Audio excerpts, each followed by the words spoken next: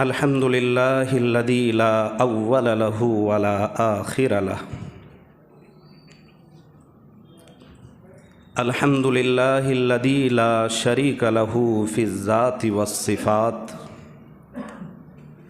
والصلاة والسلام على من أرسل بالبراهين والبينات، وعلى آله وأصحابه الطيبين الطاهرات.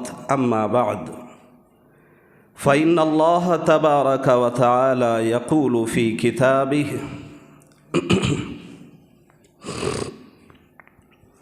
أعوذ بالله من الشيطان الرجيم، بسم الله الرحمن الرحيم.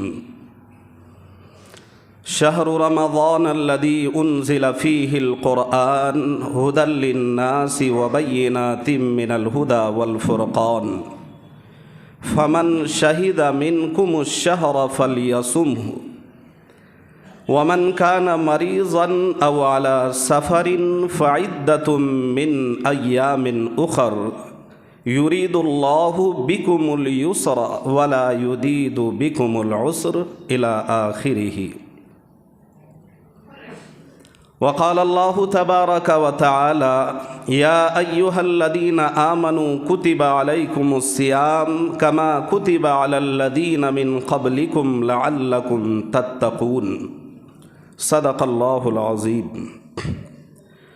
وعن أبي هريرة رضي الله تعالى عنه أنه قال: قال النبي صلى الله عليه وسلم: من صام رمضان إيمانا واحتسابا غفر له ما تقدم من ذنبه. رواه البخاري والمسلم، أو كما قال النبي صلى الله عليه وسلم.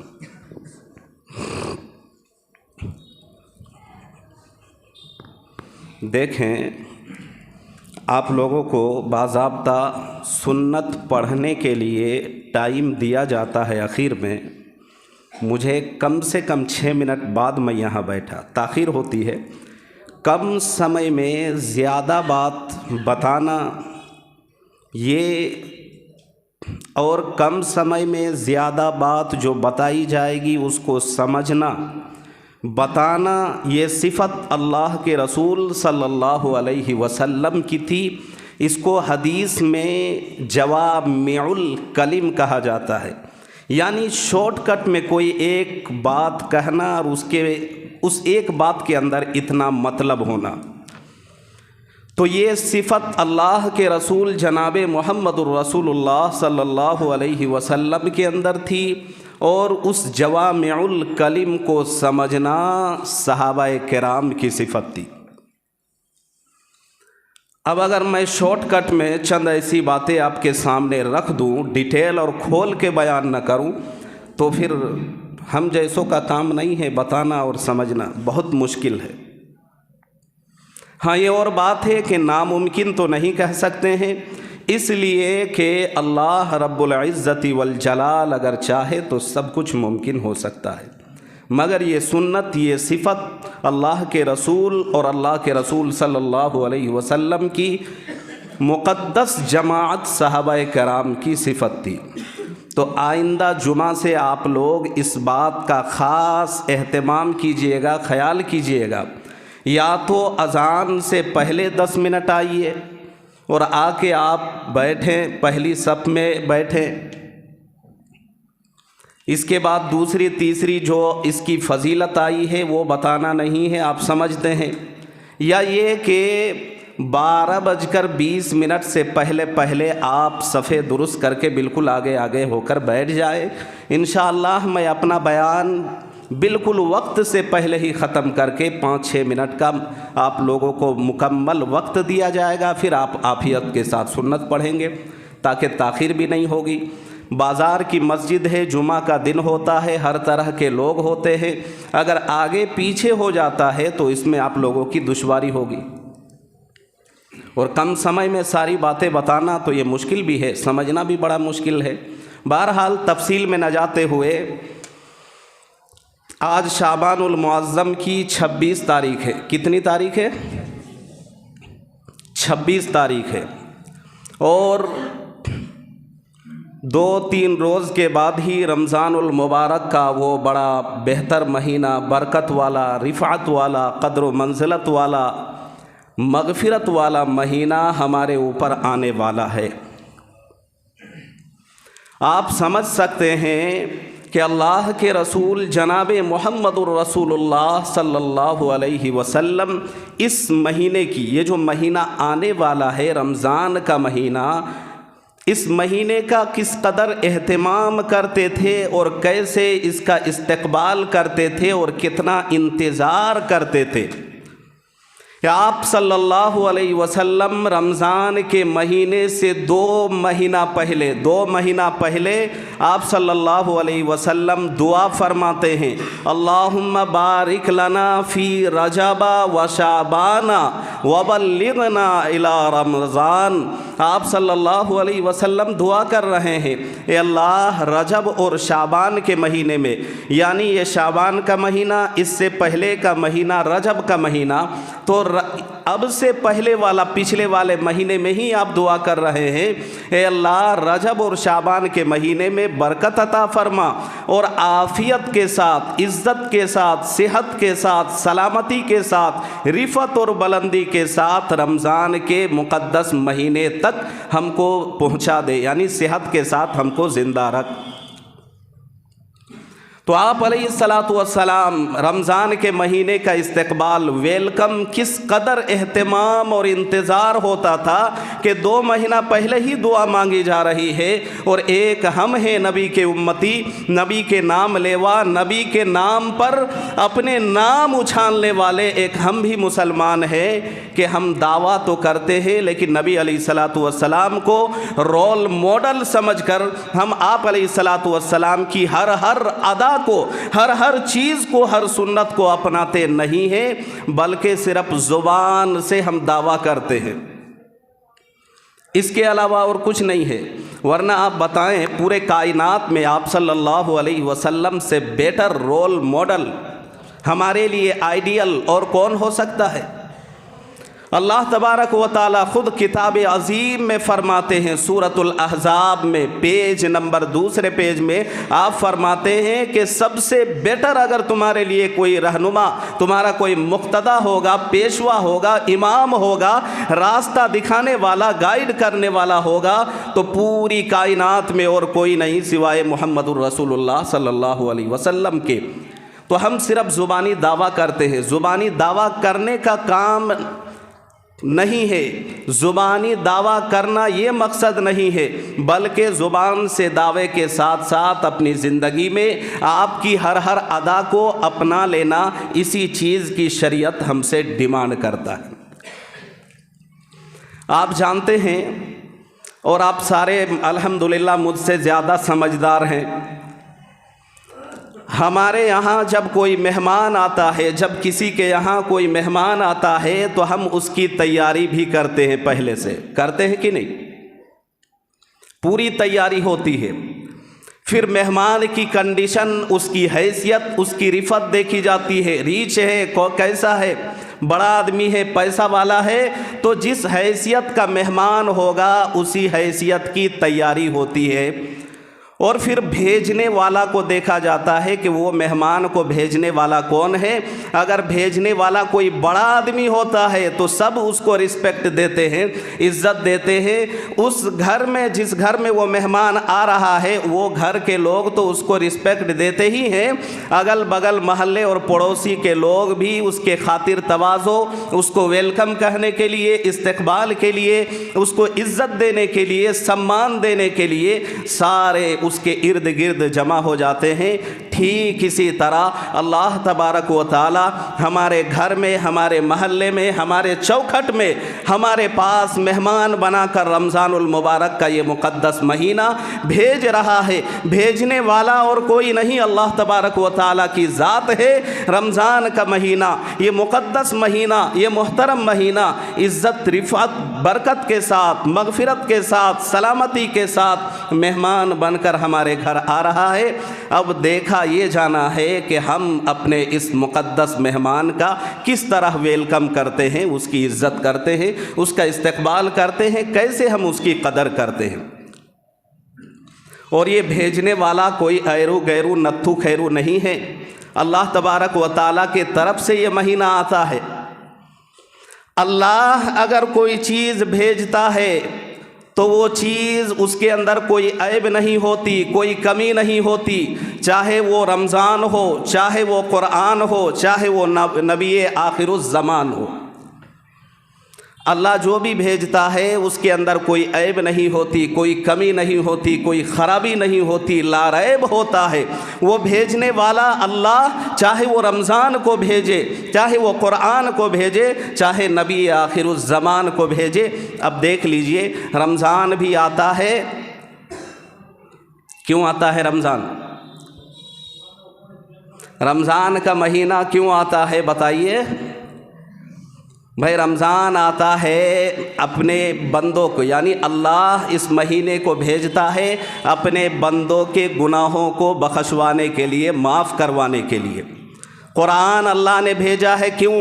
مسلمانوں کی ہدایت کے لیے، گائیڈ کرنے کے لیے، اور اللہ تبارک و تعالیٰ کے بندوں کی مغفرت کرنے کے لیے۔ یعنی جو قرآن پڑھے گا، جو رمضان کے مبارک مہینے میں روزہ رکھے گا، رمضان کے مہینے کی قدردانی کرے گا، رمضان کے مہینے میں گناہوں سے بچے گا، تو گناہوں سے بچنے، نیکی کرنے کی وجہ سے رمضان اپنے روزہ رکھنے والے، گناہوں سے بچنے والے کی مغفرت کرتا ہے۔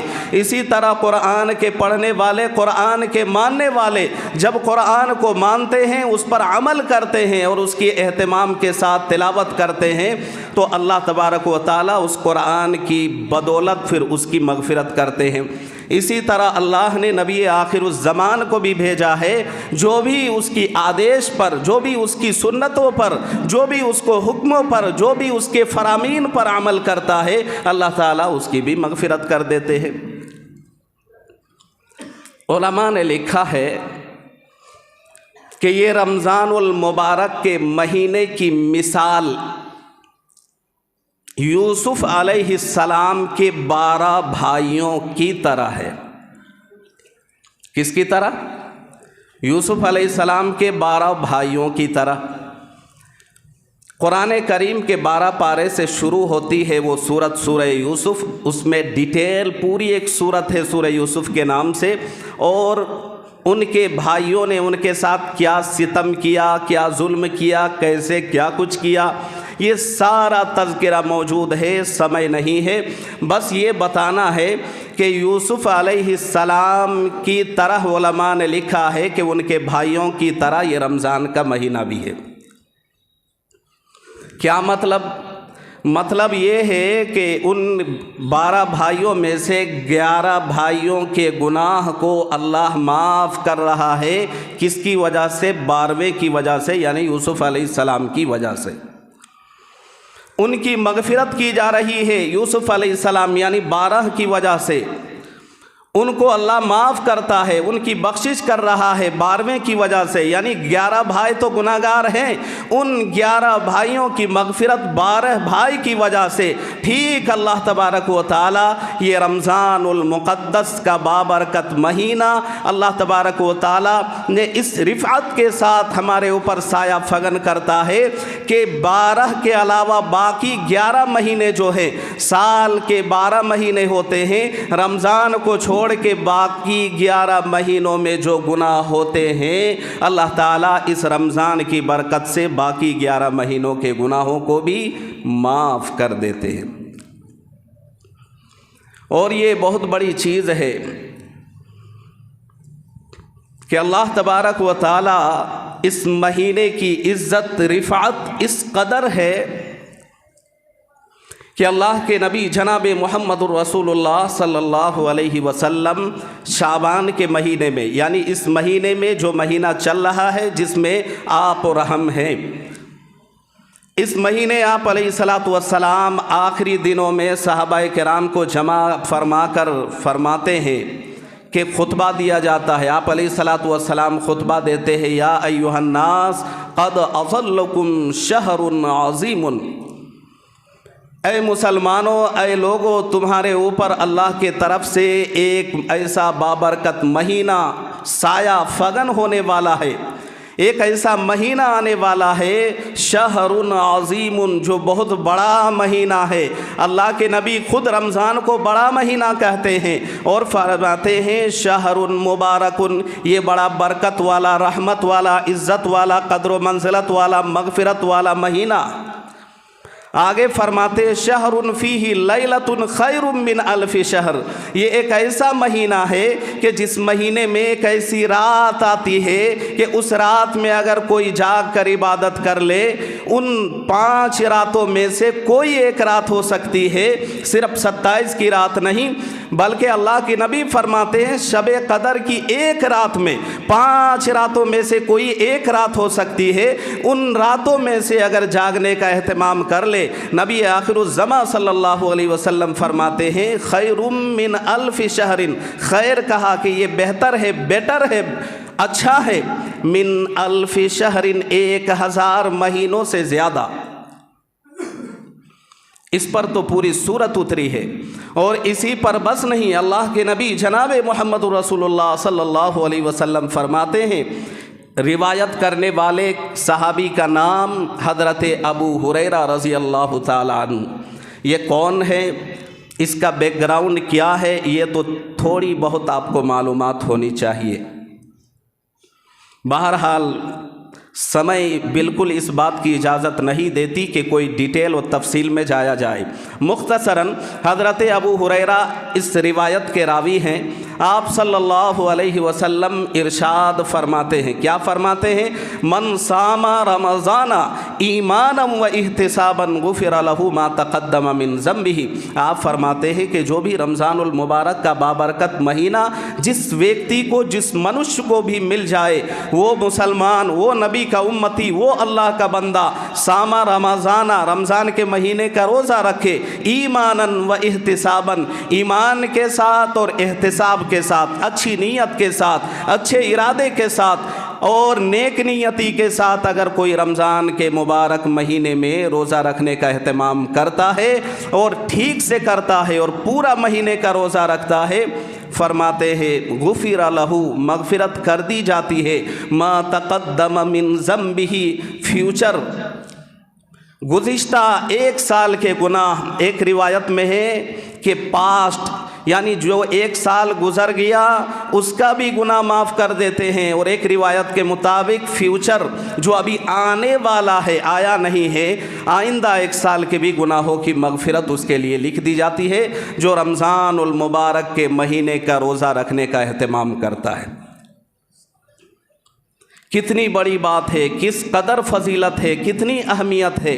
اور اللہ کے نبی علیہ الصلاۃ والسلام کے اس خطبے میں ہے کہ جو کوئی ویکتی اس مہینے میں نفل پڑھنے کا اہتمام کرتا ہے، جناب محمد رسول اللہ صلی اللہ علیہ وسلم فرماتے ہیں، اللہ تبارک و تعالیٰ کے پیارے حبیب فرما رہے ہیں کہ 2 رکعت اگر کوئی رمضان کے مہینے میں نفل پڑھے گا تو گویا کہ 2 رکعت فرض پڑھنے کے برابر اللہ تعالیٰ اس کو ثواب عنایت فرمائیں گے۔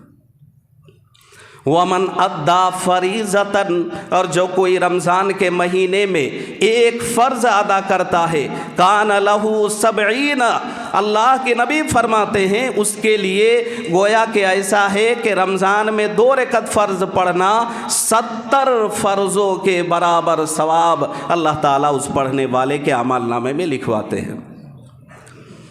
اب آپ اور ہم سوچے، ذرا غور کریں، سمے نہیں ہے کہ بتائیے اتنا مقدس، اتنا محترم مہینہ میں اگر ہم اور آپ رمضان کے مہینے میں گناہ کرنے لگے، رمضان کے مہینے میں جوا کھیلنے لگے، رمضان کے مہینے میں غیبت کرنے لگے، رمضان کے مہینے میں چغلی کرنے لگے، رمضان کے مہینے میں کسی کی ماں بہن پر غلط اور بھدی نگاہ ڈالنے لگے، کسی پر غلط کمنٹ کرنے لگے، کسی مسلمان کو نیچا دکھانے لگے، یا اسی طریقے سے یہاں کی جانکاری کے مطابق کل 9 تاریخ سے میلہ کا جھمیلا چلنے والا ہے۔ بھائی مجھے معاف کیجئے گا، میں نے تاریخ کی کتابیں کل رات سے لگاتار میں پڑھ رہا تھا، کل 12 بجے کے بعد میں سویا ہوں، شریعت کی بہت ساری میں نے کتابیں پڑھی، تاریخ کی کتابیں، حدیث کی کتابیں، ذخیرہ احادیث میں مجھے मेला नाम करके कोई चीज़ नहीं लगी। 2-4 मेले का तज़किरा है, मदीने में लगा करता था उकाज नामी मेला। आप जानते हैं उस मेला में कोई झमेला भी नहीं, उस मेला में कोई ठेला भी नहीं, उस मेला में कोई खेला भी नहीं, बल्कि वो मेला फ़कत इस बात पर लगती थी कि मदीने में जिस चीज़ की ज़रूरत होती थी वो ज़रूरत की चीज़ें वहाँ बिकती थी, बेची जाती थी, लोग जाकर अपनी ज़रूरत की सामान ख़रीद कर लाते थे। इसके अलावा लहव लाइब की चीज़ें मेला नाम करके शरीयत की किताबें मैंने खंगाल के देखी है, कहीं भी इसका तज़किरा नहीं है। आज अगर कोई कहता है तो कसम खुदा की उससे बड़ा झूठा और कोई नहीं है। आप यहाँ की नहीं, यहाँ से लेके पाकिस्तान, कज़ाकिस्तान, तुर्किस्तान, जहाँ चले जाएं आप, हर जगह के उलमा से अगर उसको अल्लाह से डर है, भय है, अगर खौफ है अल्लाह का, तो उससे पूछे कि क्या शरीयत में मेला नाम करके कोई झमेला है, तो वो कहेगा मेला, झमेला, केला, ठेला, रेला कुछ भी नहीं है, ये सब के सब बनी बनाई घड़ी हुई बातें हैं। इन बातों का कोई शरीयत से लेना देना नहीं है। अब मैं आपको आईना दिखाऊं, मैं कहता हूँ कि मैं आईना हूँ, दिखाऊंगा दाग चेहरे के, मैं आईना हूँ, दिखाऊंगा दाग चेहरे के, जिसे बुरा लगे वो सामने से हट जाए। मैं आपको कहता हूँ कि किताब अज़ीम में ये कहा गया है कि इस महीने में अगर नफल पड़ेगा तो फ़र्ज़ के बराबर सवाब इनायत किया जाएगा, और कोई 2 फ़र्ज़ पढ़ेगा तो उसको 70 फ़र्ज़ों के बराबर सवाब इनायत किया जाएगा। अब आप बताएं, ऐसे महीने में जहाँ नफल पढ़े तो फ़र्ज़ के बराबर सवाब और फ़र्ज़ पढ़े तो 70 बरज़ों के बराबर सवाब, अगर 1 रुपये सदका करे तो अन्य दिनों में हज़ारों हज़ार रुपये सदका करने के सवाब। दोस्तों बुज़ुर्गों, ऐसे मोहतरम मुअज़्ज़म मुहतशम महीने में, इज़्ज़त वाले महीने में, नेकियां कमाने वाले महीने में, बजाय नेकियां करने के, इस महीने में गुनाह के बचने के, आप मेला और रेला और ठेला में जाना अगर पसंद करेंगे तो गोया के आप नबी सल्लल्लाहु अलैहि वसल्लम की सुन्नत, आपकी तालीम, आपकी फरामीन को अपने पैरों तले रोंद कर आप मेला में जाएंगे। याद रखें, जो नबी की सुन्नत और नबी की तालीमात को रोंद कर मेला में जाएगा वो नबी का उम्मती नहीं हो सकता है। अल्लाह के नबी सल्लल्लाहु अलैहि वसल्लम के बारे में अल्लाह कुरान में कहता है, पारा नंबर 28, सूरत का नाम सूरह मुजादला, आप खोलें उसमें पढ़ें, लिखा हुआ है। अल्लाह कुरान में कहता है, मा आताकुमुर रसूल फखुजू, तुम्हारा नबी जो चीज़ तुम्हें दे दे, बता दे, करके दिखा दे, या कहने का आदेश या ऑर्डर दे दे, उन चीज़ों को करो, ज़रूरी समझ कर करो। वमा नहाकुम अन्हु फंतहू, और तुम्हारे नबी जिस चीज़ से रोक दे, मना कर दे, उन चीज़ों से रुक जाओ। वही मुसलमान है, वही पक्का नबी का उम्मती है। उसके अलावा जो भी इन्हिराफ करता है, बदलाव करता है, मनमानी करता है, रेला और मेला के चक्कर में पड़ता है, जो मेला में जाएगा वो झमेला में पड़ेगा। दीनी एतबार से भी, दुनियावी एतबार से भी यहाँ जो आपका नुकसान होगा होगा ही, खुदा न चाहे किसी का ऐसा ना हो, लेकिन आखिरत में तो पकड़ होगी। सारी दुनिया के लोग वहाँ जमा होंगे, वहाँ अल्लाह के नबी गरीबान पकड़ लेगा, कहेगा क्या मेरी सुन्नत तुम्हें प्यारी नहीं थी, मेरी तालीमात से तुझे मोहब्बत नहीं थी, कि मेरी सुन्नत को, मेरी तालीमात को, मेरी कही बातों को एक तरफ रख के तुमने अपनी मनमर्जी कर ली। तो बताइए, वहाँ तमाम लोगों की सिफारिश होगी, शफाअत होगी। अल्लाह अपने नबी के सदक़े में हमें माफ़ करेंगे, जन्नत में दाखिल करेंगे। वहाँ अल्लाह तबारक व तआला के नबी का दिल दुखाया होगा, अल्लाह का हुक्म छोड़ा और तोड़ा होगा। बताइए वहाँ हमारी कितनी सख्त गिरफ़्त होगी। तो इंशाअल्लाह सुम्मा इंशाअल्लाह जो भी मेला और इस चक्कर में पड़ के इतने मुक़द्दस महीने में तरावी को छोड़ के, रोज़ा को छोड़ के, रमज़ान के महीने के नफल वगैरह को छोड़ के मस्जिदों को आबाद करने के बजाय आप शहर में उधर जाकर मेला में उधर जो है ना अगर आबाद करेंगे तो कुरान और हदीस और नबी कहता है मस्जिद आबाद करना है। इस महीने में गुनाह से बचना है। हर वो काम जिस काम से गुनाह लाजिम आता है, इंशाअल्लाह उस काम से, गुनाहों से बचने का, उस काम को छोड़ने का हम सब मिलकर मस्जिद में बैठकर अहद करते हैं, इंशाअल्लाह बचेंगे, गुनाहों से बचने का एहतमाम करेंगे। चलिए एक सेकंड, ایک مسئلہ بتانا تھا سحری کے تعلق سے۔ سحری کے بارے میں یہ غلط فہمی، یہ خام خیالی ہمارے اندر اور ہمارے سنا سنی دیکھا دیکھی عورتوں کے اندر بھی ہے۔ ہم یہ سمجھتے ہیں کہ سحری کا لاسٹ ٹائم، ختم ٹائم اذان ہے۔ اگر یہ سمجھتے ہیں تو یہ بھاری غلطی ہے، یہ بھول ہے، یہ صحیح نہیں ہے۔ سحری کا آخری ٹائم وہ ہوتا ہے کو طلوع سحر کا جو ٹائم ہوتا، یعنی تہجد ختم ہو گیا، بس ساتھ ساتھ سحری کا ٹائم بھی ختم ہے۔ اس کے بعد آدھا گھنٹہ بعد اذان ہو، 10 منٹ بعد اذان ہو یا 5 منٹ بعد اذان ہو، اس سے کوئی مطلب نہیں ہے۔ سحری کا وقت ختم یعنی تہجد کا ٹائم بھی ختم، اس کے ساتھ ساتھ سحری کا ٹائم بھی ختم ہو جاتا ہے۔ کبھی سحری کا ٹائم ختم ہو گیا، اذان 10 منٹ بعد ہو رہی ہے، ہم جانتے نہیں ہیں، ہم فالو کر رہے ہیں اذان کو۔ اب بتائیے سحری کا ٹائم 10 منٹ پہلے ختم ہوا ہے، 10 منٹ بعد اذان ہوگی، تو 10 منٹ بعد اذان ہو رہی ہے، سحری کا ٹائم پہلے ختم ہوا، بعد میں 10 منٹ کے بعد کوئی کھاتا ہے، تو ایسے لوگوں کا روزہ رہے گا؟